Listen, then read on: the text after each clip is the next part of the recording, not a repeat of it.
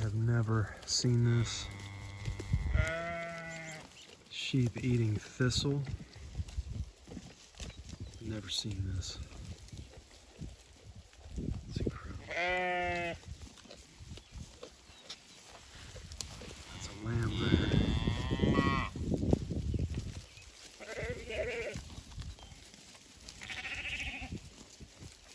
They certainly don't prefer it. You can see they've eaten the other stuff down pretty well. But they are definitely eating thistle. Wow. Look at that.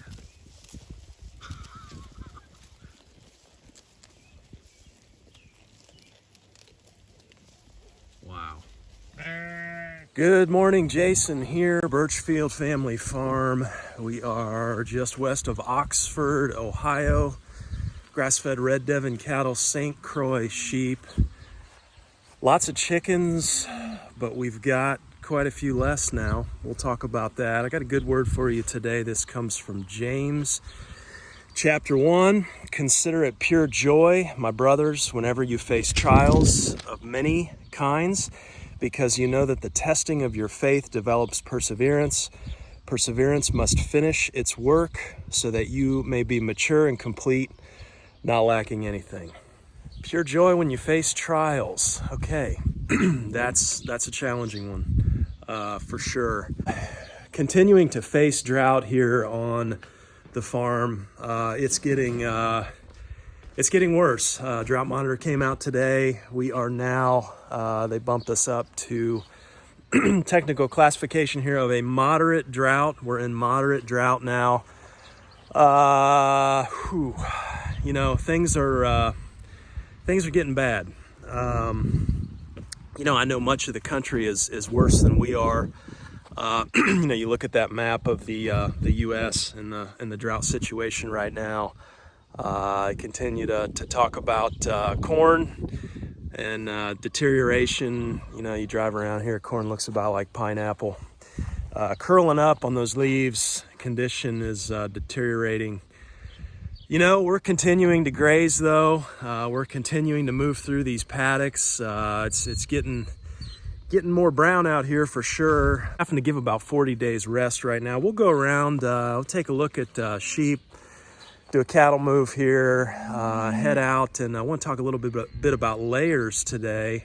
But I want to go over, first of all, I want to thank you to everybody that came out this past weekend for our chicken processing. We've got 100 less chickens on the farm now to take care of. That's a good thing. Those are in the freezer. You know, if you're somebody who's interested in clean eating, clean meat, it's a non-GMO feed that we feed them, tested free of pesticides and herbicides, raised out on pasture. In my opinion, there's no better tasting or healthier chicken that you can consume. This is the stuff I'm feeding my family, and we believe in it. Also believe in that manure application. You know, we've talked about that, about 1/3 of a pound of manure per bird per day.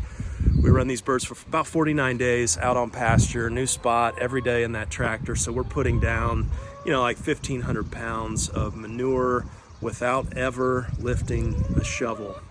Let's talk about a few numbers here on those meat birds. So 94 birds we got to processing this year, about a 6 to 8% mortality rate. We were a little higher on the mortality, and we only lost one in the brooder. Typically you lose them in the brooder early on, but we lost these out in the pasture. Mortality is typically 3 to 5% for us, so that's 6%. The hatchery gave us, I think, a few extra up front. So this is 6 to 8% mortality. 464.8 pounds of meat total that we raised here in 9 weeks. Processing, you know, able to do that with the help of you guys. Again, thanks. Able to do that in a morning, pretty much a morning, and got those in the freezer. Average weight was just under 5 pounds, so 4.95 pounds. I'll put up this chart here.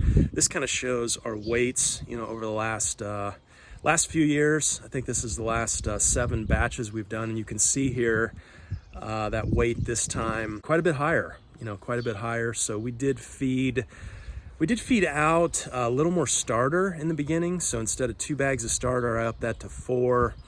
I also put out a feed schedule. Again, our goal here is to raise between a 4 and 5 pound bird. And we typically hit that, right? More than 5 pounds, and they just get so big, they get pretty expensive. Less than 4 pounds, and you really can't feed a whole family off of a meal. A standard deviation was 0.6, a little over 0.6 pounds. So, you know, definitely a little heavier this time around. That's okay though. You know, as we get into this further, and a lot of these endeavors, you know, these things that we do on the farm kind of start out, you know, for eggs or for meat or whatever, but kind of end up appreciating those other things that we make as well. And in this case, it's that manure application. That 1,500 pounds of manure was all put on 1 1/4 acre paddock. So, you know, you can do this on 1/8 of an acre. It doesn't take a lot of ground, and you will most definitely improve your soil. Let's move on here. I want to talk briefly today a little more about this drought and kind of what we're learning. Okay, so keeping in mind some of these words, right? Trials, joy, perseverance. Let's talk about this drought here with that in mind. You know, I've always got my eyes out, right? When you go through hard times, what's being taught? What should I be learning? How do we hear? You know, what the Lord is saying in these times. And I believe a lot of times trials come to sharpen. And you know, I'm not. I don't believe the drought is good. I'm not thrilled about going through this. It's a tough time for a lot of folks. I get that. You know, as a grass-fed producer, good grief. Yeah, you know, your grass dries up. What the heck do you do? You know, I mean, I guess, you know, we've got a couple options now. Yeah, if it continues, we're going to have to bunch everybody up and just start feeding hay. Really don't want to do that. I want to rotate as long as I can here, obviously. But, you know, beyond that, continue after that, and it's, you know, it's destocking, you know, getting rid of animals. And so those are 2 options I really don't want to entertain. But, you know, just thinking through it, realizing that, you know, it's a possibility. It's a possibility. So I'm asking questions right now. I'm asking questions, and I think we'll look back. I want to be able to look back on the drought of 23, and I want to be able to say, you know what, that was a turning point. That caused me to go deeper, to ask deeper questions, and to really press in. One of the questions I'm asking now: soil organic matter. I believe this is the key. This is the key to not just surviving a drought, but thriving in a drought. We're around 3.2% soil organic matter here. We've had that tested, and that's decent. You know, that's decent. But soil organic matter, for every 1% of soil organic matter that you have, your soils will hold 20,000 gallons of water, plus 20,000 gallons of water for every 1% of soil organic matter. That's an incredible thing to think about. You know, it kind of turns the traditional paradigm of rain and precipitation. It's kind of shifts that thinking, right, into, okay, well, you know, maybe it's not about how much rain we're getting necessarily, but it's about how much water I'm holding on to. We're out here with the layers. They're going nuts here. We're gonna put some grain down. But it's how much water we can hold on to, right? So for every 1%, 20,000 gallons of water. So the question then really becomes, and here's the question I'm asking: how do we up soil organic matter? I think that's the $1 million question right now. In drought, it's a question that we should be entertaining all the time, but with drought pressures, it's pushing me to ask this in a more serious way. And I've always kind of viewed soil organic matter. Throw some grain out here while we're talking. Soil organic matter as, we're rotating, and it's that manure that we're putting down. right? It's carbon. Carbon is key. Carbon is key to soil organic matter. I mean, we understand that here. And, you know, cattle are pooping, chickens are pooping. It's that manure, right, that goes on the surface. And, you know, that's true to some extent. But was digging into this here recently. And, you know, there are two primary ways to build soil organic matter. And one of them is called the decomposition pathway. And that's what we're talking about here with manure. And, you know, one cow can put down 60 pounds of manure a day. It's incredible. And so we're definitely improving soil with cattle, running chickens behind. You know, we talked about the meat birds. You know, 1,500 pounds of manure, that's awesome.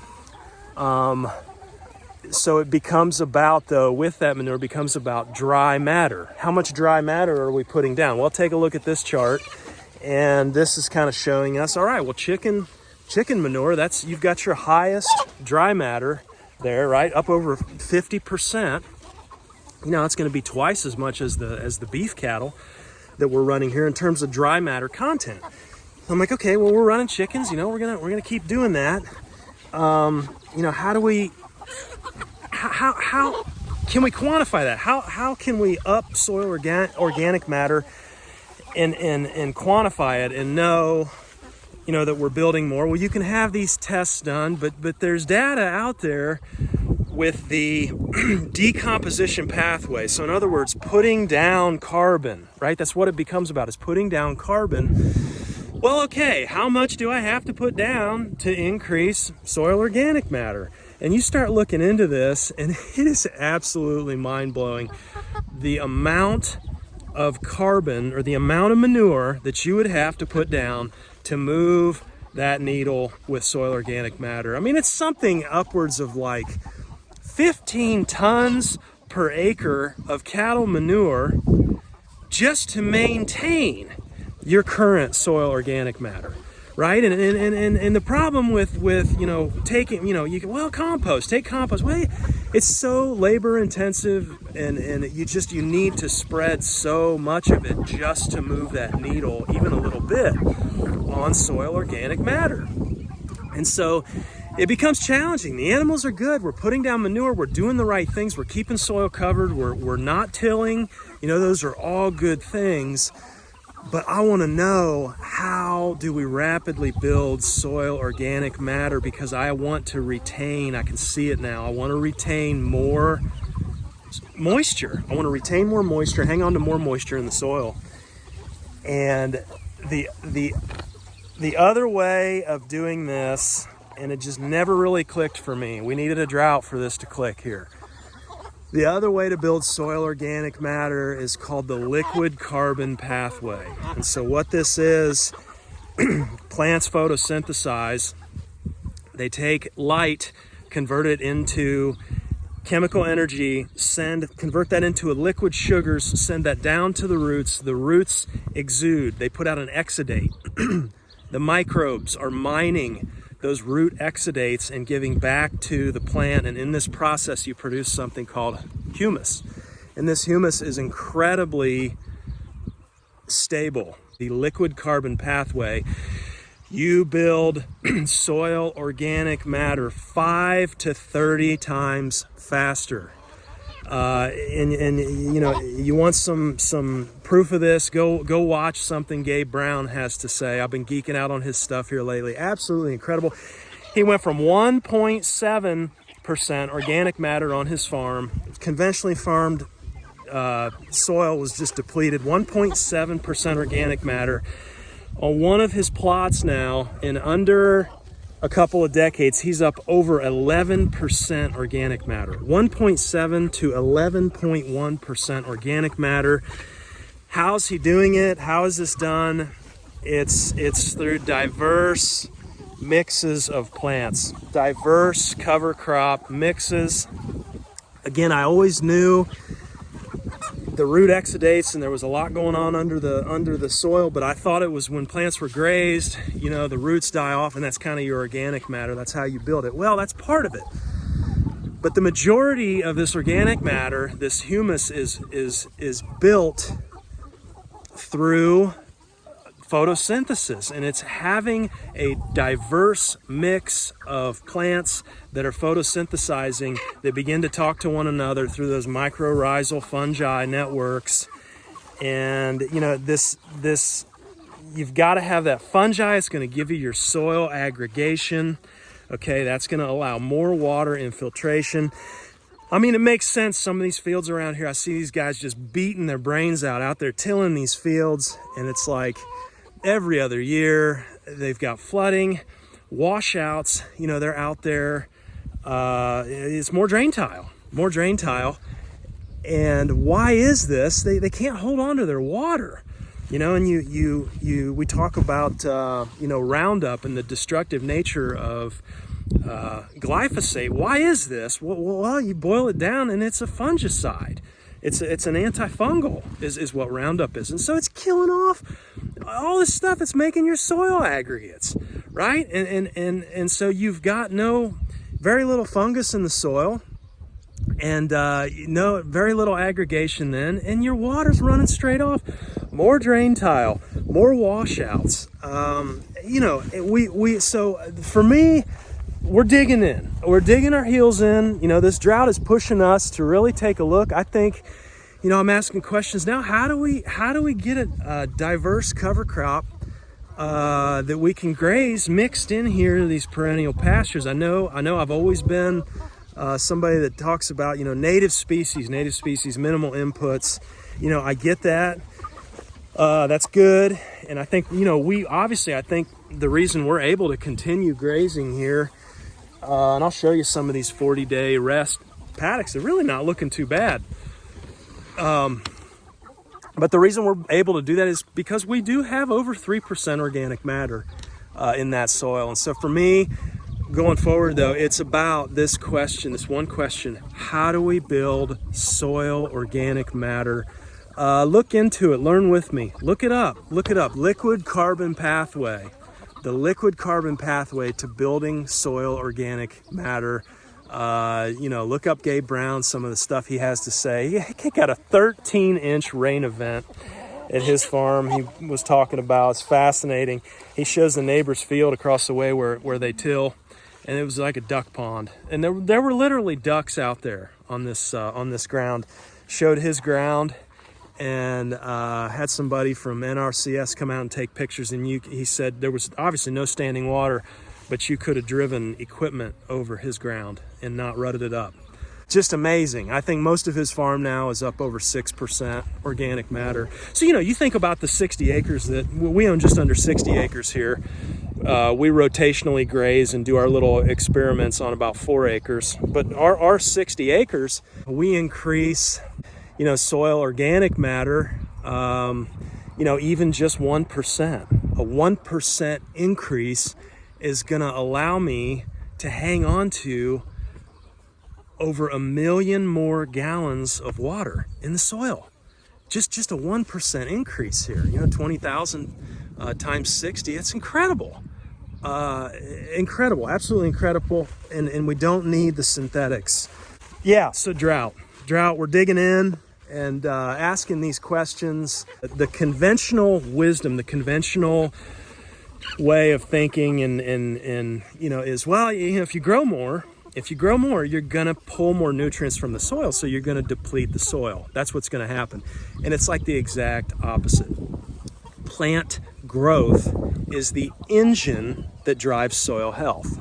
And so you know, on our farm here, I think we're doing a lot of things right. I know we are. You know, grazing, you know, leaving a residue, leaving that ground covered. Those are all good things. No till. Again, when you till, you're disrupting, you're destroying that mycorrhizal fungi network. And so, you know, for us, that's the question. That's the question: is how do we use plants, diverse mixes of plants? I think we have good diversity now in our pastures. I do, and I believe that we're doing this now with perennials, but some of my interest now with drought is in, okay, how do we speed this up? You know, how do we incorporate some of these diverse mixes of annual covers, perhaps, and seed these into pasture? You know, I'm even thinking, you know, maybe what if we could do this behind broilers, right? running those broilers, seeding, watering directly behind those as those move through the pasture, and integrating some cover crop species and mixes here. On the farm here, nothing happens overnight, and so it's a slow process, but I believe these challenges, I was talking to my wife, it's these disturbances, right? And we see this with the animal impact on the land, very intense disturbances, stresses, right? And those can be healthy as long as we pull off and rest. And there seems to be maybe the analogy of waves, right? Or spiritually speaking, these things that come in waves, these trials, these challenges, again, that's pushing us towards perseverance and keeping that in mind even in our farming systems. Okay, let's talk about these layers here. Following sheep and cattle rotation with the layers, using the Premier Electro Net, the rigged up chicken eggmobile, I guess you'd call that, kind of a mini one there. We are a tractorless farm here, so everything's got to be able to be pulled by hand, so that's why we're a little smaller here, running between 80 and 100 birds here, and we've got them working for us. You can see what they're doing to the pats here, just busting those up for us. Again, why is this valuable? Well, when cattle come back to the rotation 30 days later, they will not eat the grass around their manure pats. And rightfully so. We don't want them to do that. You do, what do? Between 6 and 8 rotations in a spring, summer, and fall here. You get to rotation 4 and 5, and that's quite a bit of ground you're giving up to grazing because you've got all those pats there that haven't broken down. And so your dung beetle population, that's going to help out. But we found, the chickens really, really do the job here of... they're gonna harrow these pats, and there's nothing left of them. And you sit there and watch them, and it's like it almost looks like they're eating the manure. I was looking at them the other day, watching one. It's like, man, is that actually eating the manure? It's like the pat is almost disappearing to some extent. You sit there and watch them, and it finally hit me what's going on. I mean, they're gonna eat the maggots out of the pats. That's gonna keep a lot of the fly pressure down. There's no doubt about that. But what they were actually doing is, because we let this grass go higher, and I'm glad we did that, by the way, with the drought, but the grass came up and is seeded out. Well, the cattle and the sheep are eating those seed heads off. And when they eat those seed heads, they're going right through them and ending up in the pats. And so those chickens are actually picking out the seeds. They're eating the seeds out of those pats. Pretty incredible work here that they're doing for us. I got a little discouraged the other day, moving them, and it's like, man, it's taken me half an hour or something. Let's walk over here and look at where they've come off of while we talk here. But it's like it's just half an hour, and it's work moving this netting. The netting's heavy. And you've always got chickens that are getting out, and for some reason they associate us with their feed, and so they want to come up there to the garden and to the house, and it's just, the chickens are a pain, layers, no matter how you slice it. I got a little discouraged. I'm like, is this even worth our time, right, being out here? And so I start thinking the other day, I'm like, I should try and quantify, quantify having chickens here. What's that really worth? And you see there, look at that. That pat's just completely gone. There's another one there. Isn't that incredible? So I started thinking, it's like, okay, well, we're a tractorless farm here. What would it cost me to harrow? To hire somebody to come out and harrow these pastures. I mean, it's there's value there, right? I mean, if they're harrowed, drag a harrow behind a tractor, bust them up mechanically, and then they'll wash into the ground, and cattle then can graze that area. And looking at it, it was okay, $70 an hour for a 1 hour minimum on a machine to send a machine and an operator, and then you got to pay another $70 travel fee or whatever. So, $150 for me to get somebody here just to do a quarter acre paddock. And, could we do that cheaper if we had a machine here? Well, sure, we could. But for my situation here, context is important. So $150 to get somebody in here to harrow. Let's look at manure. They're putting down 1/3 pound of manure every day. Let's say you got 100 birds just for ease of math here. That'd be 33 pounds of manure that they're putting down a day. I got online the other day and looked up organic chicken manure. Granted, it was pelletized, but it was $1.20 a pound for organic chicken manure. $1.20 a pound. Let's just say $1 a pound, okay, since it's not pelletized. This is $33. That's $100 for every 3 days that we're on a paddock, right? $100 for every 3 days. Add another $150 in there for your harrowing. You're up to $250, and we haven't even touched the eggs yet, right? 4 dozen eggs a day, $6 a dozen. Look at that one there. Isn't that incredible? $6 a dozen. What are we at? $25 a day in eggs. That's another $75. So $325 in added value for every 3 days. If it takes me an hour to move the net, $325 an hour. Okay, I'll work for that. That's called chicken math, by the way.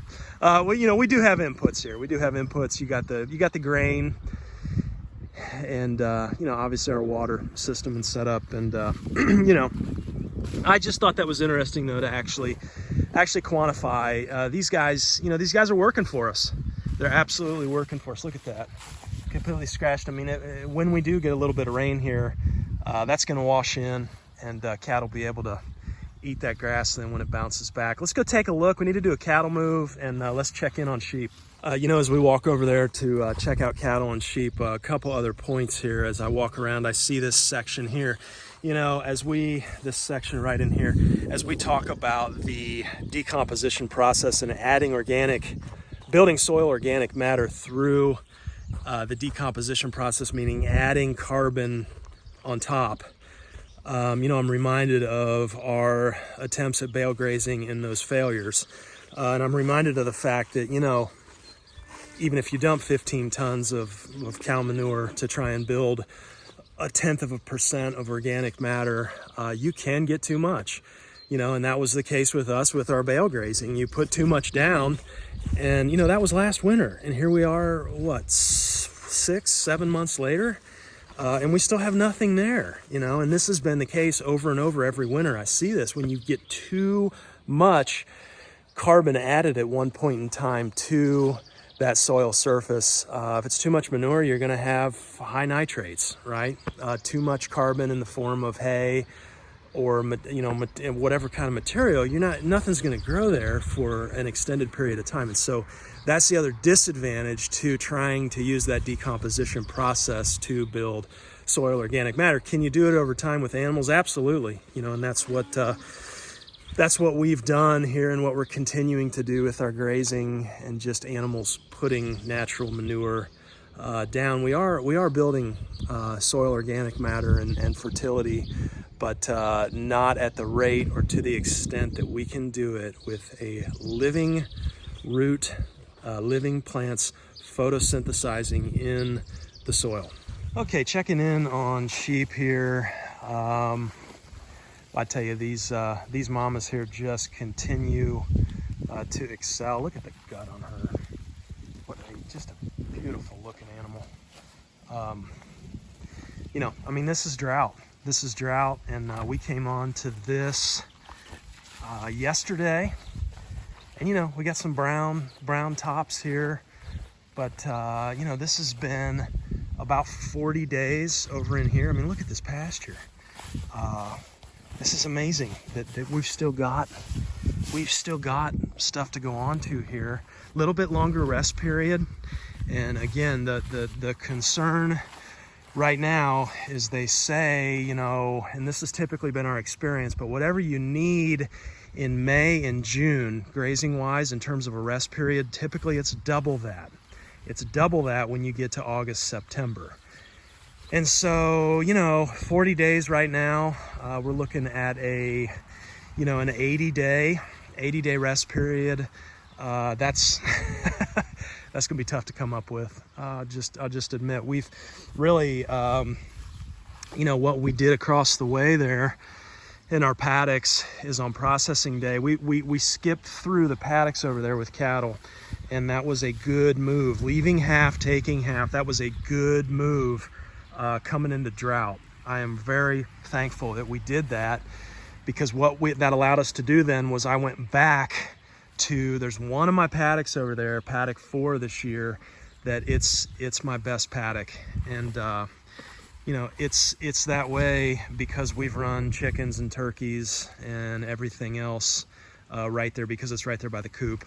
And it's just easy, convenient, and we ran them there for several years. We ran chickens and turkeys, and that because of that, that's my best dirt on the farm. And I'd be interested to have that tested for organic matter to see what that's at, because it just outperforms every other. It's probably the best ground on this entire 60-acre farm, I would imagine. And so we were able to come back. I put all these guys, 23 head of sheep, including our lambs, and our 7 head of cattle over there on that one paddock, and we stayed there for a couple days, and didn't completely eat it all the way down, but we took a lot. But that allowed us some time for our processing day to process those chickens, and then also just allowed these pastures to rest a little bit longer. And so 40 days rest. This is the next area we'll go on to. I mean, this is thick here. That's looking really good. You can see the pollinators floating in here, hitting that white and red clover. I'll tell you, the star of the show here during drought has been this red clover, this mammoth red clover. It's continued to grow even in the yard. So I'm glad to have that clover in there, fixing some nitrogen and taking care of us. But everybody's good on the sheep front. Let's pop over there and do a cattle move. And looking at these pats, though, these pats look good. I'll tell you, this right here, minus the flies, that's what I want to see right here. See all the holes drilled in the top? That's your dung beetle population. There's one right there. See it? Going right in the hole. So that's encouraging. You know, those beetles are taking that dung and burying it. But I'm looking at the consistency of these pats. Looks pretty good. So cattle are getting what they need. We've stayed here too long, and you can see the difference here. You know, this is like 40 days of growth. In the woods is typically, it takes longer. You know, we haven't had a whole lot of animal impact in the woods. And so, you know, we don't have as much here. And, definitely overgrazed here. Not happy about that, but that's the way it turned out here. This is the quickest we can get to them. Yeah, we put out a little bit of hay for them so we can move nets here. Come on, Am. As you can see, again, this is that first day we were on here, and then we moved yesterday to that strip, and both of these are overgrazed. Here's what we're going on to. About 40 days growth. You know, with what we've done here and over here, learn from our mistakes in drought. Grazing this low, I mean, we got bare soil showing. I'm ashamed. I really am ashamed of these two spots here. And what we've done here is, we will not be able to come back on this, for the extension of this drought. It's off limits. Cut it too close, and it won't regrow. We've absolutely annihilated that root growth stoppage. We've talked about that chart. When we take over half, we start to get into that root growth stoppage, and we've done that extensively here. So moral of the story, move a little quicker when you've got this many head. Only 7 head, but it's probably between 6,000 and 7,000 pounds of live animal there. So just doing one of these nets at a time here.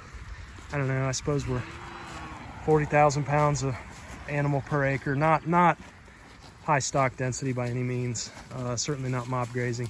The other issue here is flies. As we continue to dry out, we're dealing with flies. You can see those buzzing around. Multi-pronged approach on that. We keep this wide fly paper out around an inverted trash can, and you can see that's not even a day. Look at all the flies on there, not even a day. And I've got mixed feelings on this. I don't like doing this when we're anywhere close to our beehives because we'll end up with honeybees on there. That's not a fit. But when we're over here in the woods and there isn't a hive nearby, putting this out, I do believe that cuts down on some of the pressure. It's not going to get rid of them all. Again, using chickens behind the cattle to bust up pats, eat the maggots. That's our second prong approach. And our third prong is a natural spray, apple cider vinegar and some dish soap. Been experimenting with getting a little bit of garlic in there as well. And, just spraying that on, and that's going to give some temporary relief up to, between, I would say, 12 and 24 hours of somewhat of a relief. It's not going to get rid of them all, but you can see them. I mean, as it has dried up here, those are definitely getting to be more of a problem. We've always had high fly pressure here on the farm. I think it's all the water that we have. There's a creek down through there. There's a pond in another area of the farm, and we'll move again tomorrow. Daily moves right now. We're going to keep it running as long as we can here through drought. The one thing we didn't get to today was the wildfire smoke and issues that we're having. You can see off in the distance there the haze. This has been challenging as well. I mean, we know this is obviously affecting the plant's ability to photosynthesize. You've got that sunlight being blocked at least partially, and so many challenges out here on the land right now. Wouldn't have it any other way though. I love this life, and I guess if there's one takeaway today, it's that as humanity, even as Christians and believers, we're not exempt from suffering. And I don't think that we need to fear suffering. It's definitely at times hard to understand because I at least want to make sense of it, and it doesn't always make sense. But I don't believe that God causes suffering. I think many times it's because of our poor choices.